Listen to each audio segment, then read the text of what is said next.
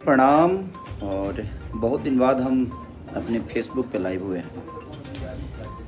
बस आप सबका प्यार और आशीर्वाद ऐसे ही मिलता रहे और दुआओं में हमेशा अपने इस भाई को, अपने बेटा को रखिए। बहुत अच्छी मूवी है, आप देखिएगा तो।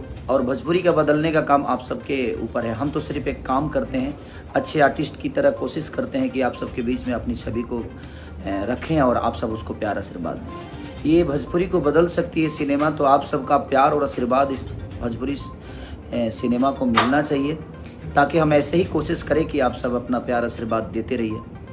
तो मैं यही चाहता हूं कि आप लोग 6 तारीख को इतना बड़ा हुजूम के साथ अपने थिएटर हॉल में जाइए, ताकि लोगों को लगे कि नहीं, भोजपुरी को कोई कहे कि नहीं भोजपुरी नहीं चलती, ऐसा नहीं हो। क्योंकि आप सबके हाथ में अब हम भोजपुरी है। खेसारी लाल यादव कोशिश किया है, अब आप सबके हाथ में है।